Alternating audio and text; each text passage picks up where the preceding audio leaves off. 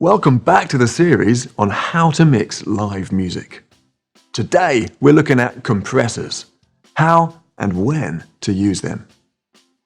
The effect of a compressor might be subtle, but it's a very important and useful processor in pop and rock music. Once you've mastered how to use it correctly, your mix can be greatly improved. Though traditionally, they were never found on a mixing console. They were always in separate units in a rack. But now, almost every digital mixer includes them on every channel. And even the MGP mixers have a simple compressor on many of its input channels. Compressors can be used in a variety of ways, either to gently smooth the dynamics of a sound, making it more pleasant to listen to and easier to blend with other instruments, or to make it sound more punchy and full-bodied to help it stand out from the other instruments in the mix. The first smoothing technique is often used for vocals and lead melody instruments, while the later punchy technique is used for rhythm instruments such as drums and bass guitars. Let's begin by looking at the parameters available on a TF mixer's compressor and consider how they actually shape the sound. First and most importantly is the threshold. This determines the lowest level at which compression is applied. If you set it too low, the sound will get squashed too much and will sound lifeless. Set it so the quiet sounds from the source are not reaching the threshold, but the loud sounds are over the threshold. See this indicator by the in meter on the left. Next, adjust the ratio. This determines how much compression is applied. If you select 3:1, which is a setting often used for lead vocals, it means that when the input level increases by 3 dB, the output level will only increase by 1 dB. It's unusual to set a compression ratio greater than 8:1 for live music. This determines how stable the dynamics of the sound will become. A low ratio will sound more natural, while a high ratio will give more consistency. Attack and release times are both parameters which affect the behavior of a compressor. How quickly it's applied to a loud sound, and how quickly it stops being applied after the sound reaches below the threshold again. These two parameters are tricky for less experienced users. Every type of voice or instrument requires a different range of settings to obtain a good sound. A fast attack time of 5 milliseconds or less will catch and compress most transient sounds and will be suitable for managing vocals and melody instruments. However, it would reduce the natural punch and attack of drums, bass, and guitar strumming. In those cases, an attack time of around 20 to 30 milliseconds would be more suitable. Let the start of the sound through without compression, then control the level of the remaining sound. The release time will need to be varied depending on how fast the instrument is played. A smooth vocal or instrument could have a release time between 100 and 300 milliseconds.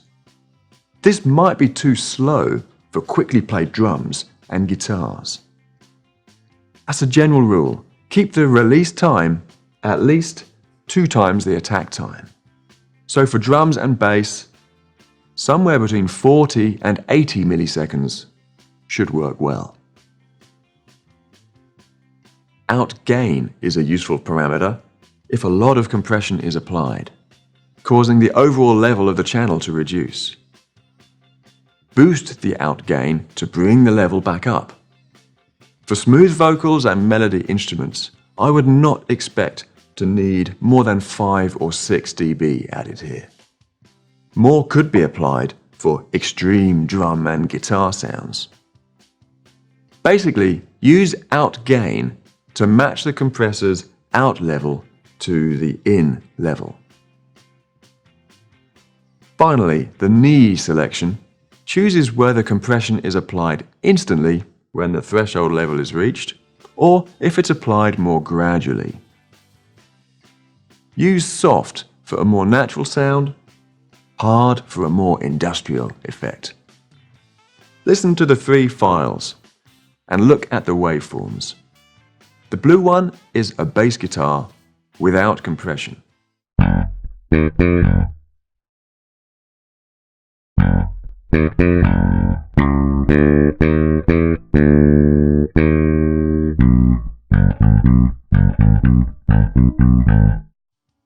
Both the green and purple ones have a ratio of 6:1 and out gain of +5 dB.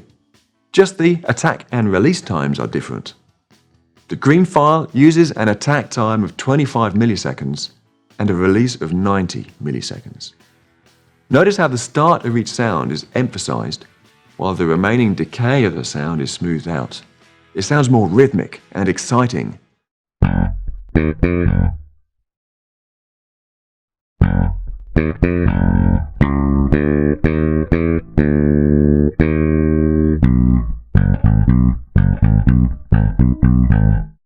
The purple file uses an attack time of 1 millisecond and a release time of 1,000 milliseconds.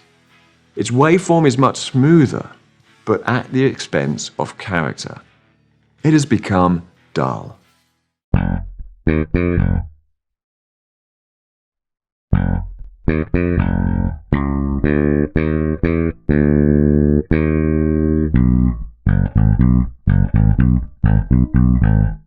If all that parameter tweaking is too much for you at the moment, don't worry.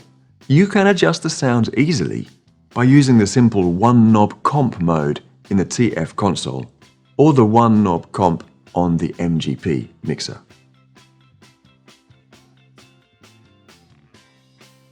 The first 50% of adjustment keeps the compression fairly subtle, suitable for applying to vocals and lead instruments.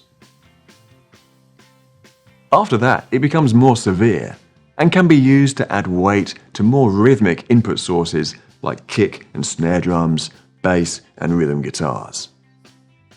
It can be used to provide a more consistent and powerful sound. Or for instruments like guitars, it can help to emphasize the finger picking while holding back the louder strumming. But once it's been applied, keep an eye on the stereo master level.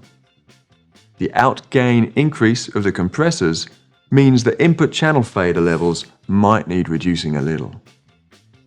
When mixing live, be careful not to add too much compression. Just because it's available on every channel doesn't mean it should be used. Use it to make sounds either more exciting or more comfortable, but preserve the live, dynamic, energetic feel of the real musicians and their instruments. Next time, we're going to be applying noise gates to a few input channels. These can help to clean up the sound. After that, we'll take a look at output compression. Join me again then.